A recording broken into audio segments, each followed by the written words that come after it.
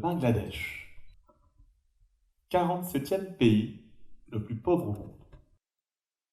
Épidémie de choléra, de diphtérie, de tuberculose.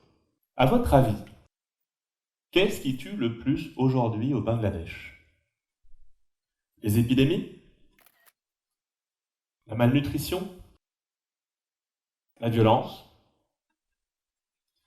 Eh ben non, ce qui tue le plus aujourd'hui au Bangladesh, c'est le vieillissement. Et plus particulièrement, toutes les maladies qui en découlent, comme une bonne partie des cancers et des infarctus. Alors je ne vous pose pas la question pour la Suisse, c'est pareil sur presque toute la planète. Chaque seconde, 2 personnes meurent d'une maladie liée au vieillissement. La manière la plus simple de voir le vieillissement, c'est de le voir comme un programme génétique d'autodestruction présent en chacun d'entre vous, dont on commence à voir les effets vers 20 ans et qui double vos chances de mourir dans l'année tous les 7 ans. Je sais, c'est pas feng shui, mais c'est comme ça. La bonne nouvelle, c'est que lorsque vous avez 20 ans et que le vieillissement n'a pas encore d'effet sur votre mortalité, vous avez une chance sur 1000 de mourir dans l'année. Ce qui veut dire qu'en l'absence de vieillissement, l'espérance de vie moyenne en bonne santé d'un Français moyen serait de 1000 ans. Et du coup, la deuxième question se pose. Qu'est-ce qu'on peut faire contre ça? Eh bien, c'est simple. 4 étapes. 1. Identifier les causes fondamentales du vieillissement. 2. Essayer de les traiter. 3. Mesurer le résultat de ces traitements. 4. Recommencer. Et si possible, le faire le plus vite possible, c'est-à-dire ne pas attendre 70 ans entre 2 mesures. Donc facile. Identifier, traiter, mesurer, recommencer. Encore et encore. Un poisson rouge pourrait y arriver. Alors ça a l'air simple, mais vous allez voir, on n'est pas aidé. Et pourtant, il y a du budget. Parce que vous imaginez bien qu'on se donne les moyens au niveau mondial d'arrêter un truc qui tue 2 personnes par seconde. En l'occurrence, 200 milliards d'euros par an. 200 milliards d'euros par an. 25 € par an et par personne. Non, je plaisante. Non, ça, c'est le budget investi par les entreprises de télécommunications chaque année pour passer de la 4G à la 5G, pour avoir des vidéos plus précises sur votre smartphone. Le budget gouvernemental au niveau mondial pour lutter contre le vieillissement, c'est 200 millions d'euros par an. 1000 fois moins que pour passer de la 4G à la 5G. Je vous l'avais dit, on n'est pas aidé. Mais ceci dit, même malgré ces budgets, la lutte contre le vieillissement avance plus vite que jamais, beaucoup plus vite en fait. Principalement parce que la révolution en cours dans le domaine des biotechnologies nous donne, pour la première fois dans l'histoire de l'humanité, de sérieux espoirs d'arriver à ralentir et voire même stopper le vieillissement humain d'ici la fin du siècle. Et en particulier, 3 technologies, dont j'ai longtemps parlé dans un autre TED, donc je ne vais pas m'appesantir ici, pourraient nous permettre de ralentir fortement le vieillissement humain dans les 2 décennies à venir. La première de ces technologies, c'est le Big Data génétique, qui nous a donné la possibilité de séquencer, c'est-à-dire de lire le génome de millions d'individus, et qui nous permettra, avec une intelligence artificielle adéquate, de faire le lien entre chaque gène, chaque maladie et l'espérance de vie de chaque personne. La deuxième technologie, c'est les thérapies géniques, un domaine qui avance très vite ces 20 dernières années, et qui nous permet d'éditer de plus en plus finement le génome d'une personne, c'est-à-dire de le modifier. Et 3, des avancées phénoménales dans le domaine des cellules souches. Par exemple, aujourd'hui, on peut prendre les cellules de peau d'une personne et reproduire les cellules de base de n'importe lequel de ses organes. Alors ça va être pratique pour réparer des organes défaillants, par exemple, mais surtout ça va nous permettre de tester tous les traitements expérimentaux contre le vieillissement, non pas comme avant sur des animaux ou des êtres humains, mais directement sur une version miniature de vos organes. Alors vous allez me dire, avoir des outils pour développer les nouveaux traitements, c'est bien, mais être capable de mesurer pour voir si ces traitements fonctionnent, c'est quand même beaucoup mieux. Et en l'occurrence, nous manquons terriblement de données médicales. On ne sait même pas quoi mesurer pour identifier rapidement et précisément si un traitement contre le vieillissement fonctionne. Alors vous allez me dire pourquoi? Eh bien, tout simplement pour une raison administrative. Le vieillissement n'est pas considéré comme une maladie. Et donc, on n'a pas le droit de faire de tests cliniques dessus. Et pas de tests cliniques, pas de données médicales de qualité, et pas de traitement homologué non plus, d'ailleurs. Je vous l'avais dit, on n'est pas aidé. Et pourtant, c'est important d'être capable de mesurer si un traitement contre le vieillissement fonctionne, pour pouvoir l'améliorer déjà, et surtout, pour pouvoir l'homologuer. Parce qu'avancer en aveugle, ça mène pas très loin. Je ne sais pas si vous avez déjà essayé un jour de faire le tour du monde à pied. Eh bien, c'est pas facile. Mais essayez donc de le faire les yeux fermés. Eh bien, on est à peu près dans cette situation concernant la lutte contre le vieillissement humain. Enfin, presque. On a quoi comme données sous la main? On a quelques études longitudinales, c'est-à-dire menées sur des dizaines d'années, à vocation de médecine générale, comme l'étude d'Unedin, où des chercheurs ont mesuré le plus précisément possible l'état de santé de plusieurs milliers de personnes qui vivaient dans la petite ville de Dunedin, et ils l'ont fait pendant des dizaines d'années. Alors ça nous en a appris énormément. Par exemple, ça peut vous servir qu'après 30 ans, et ben avoir un petit peu d'embonpoint, la petite bouée dont on parle, ça porte malheur en termes d'espérance de vie. Voilà, vraiment malheur. Mais ceci dit, même si on en a beaucoup appris, maintenant on en a fait le tour. Et relancer une étude longitudinale, bien malheureusement, ça prend des dizaines d'années. On a également quelques publications scientifiques qui nous ont montré qu'il existait des ensembles de biomarqueurs qui semblaient varier avec le vieillissement chez les animaux et, depuis une petite dizaine d'années, chez les êtres humains.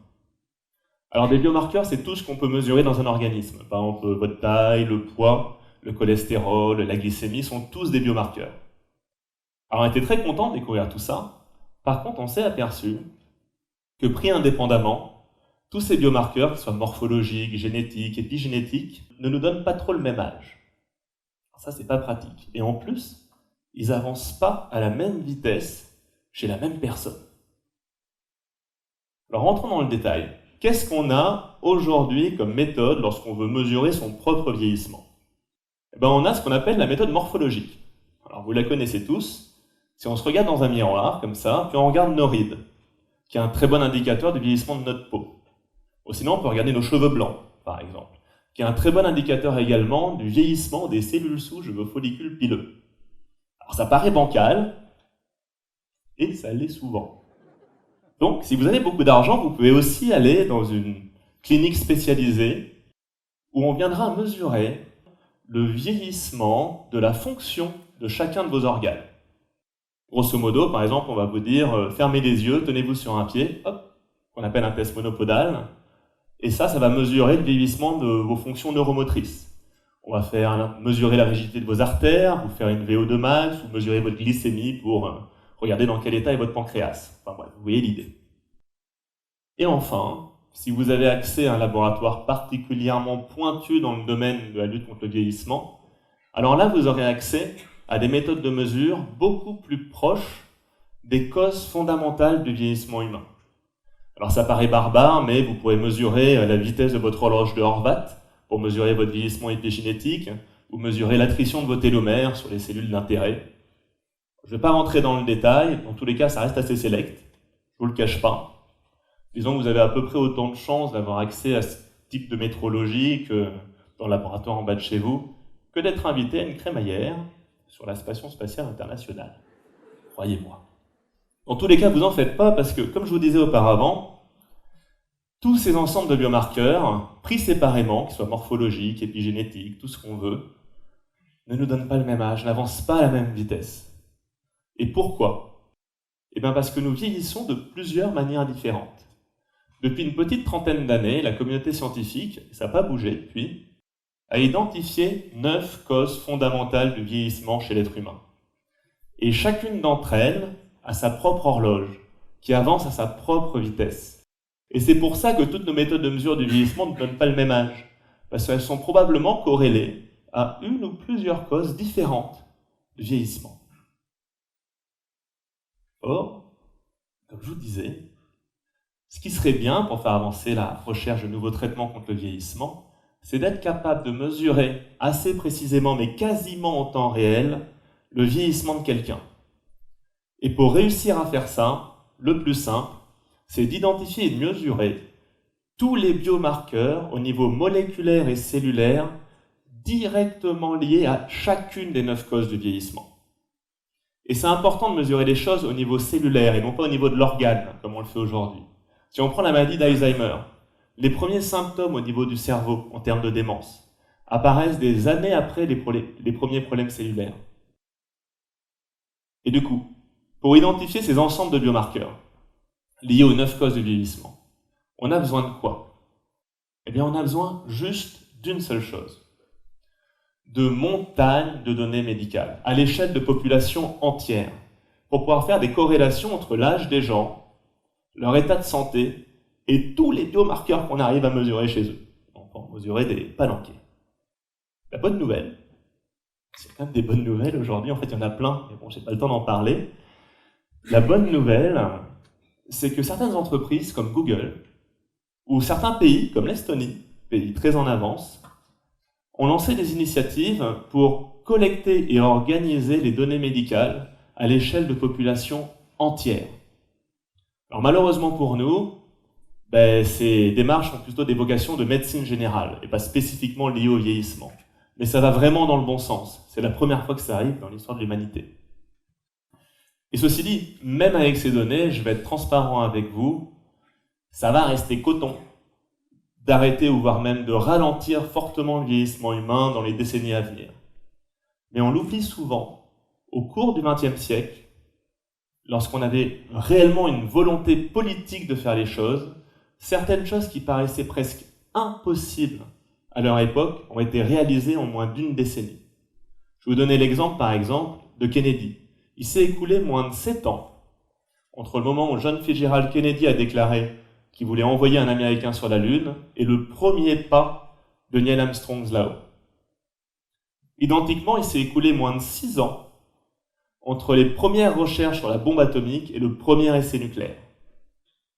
Vous remarquerez au passage, du coup, comme d'habitude, que quand c'est pour se foutre sur la gueule, il y a du monde. Par contre, pour ce qui nous concerne, c'est un peu plus compliqué. Mais bon, revenons à nos moutons. Comme je vous disais, toutes ces démarches de collecte de données, faites par Google, l'Estonie et bien d'autres acteurs, n'ont pas vocation à accélérer les recherches sur ce vieillissement. Et du coup, plutôt que de rester les bras croisés, comme ça, avec mes collègues, en parallèle de nos autres recherches, on a décidé de lancer une initiative de collecte de données médicales spécifiquement pour accélérer la recherche contre le vieillissement. Alors qu'est-ce qu'on a fait?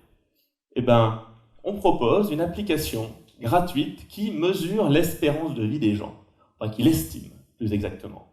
Les gens auront le choix de rentrer par exemple leurs données morphologiques, génétiques, épigénétiques, biochimiques, tous les traitements qu'ils prennent contre le vieillissement, s'ils en prennent, et en retour, ils auront une estimation, plus ou moins précise, en fonction de ce qu'ils ont rentré, de leur espérance de vie.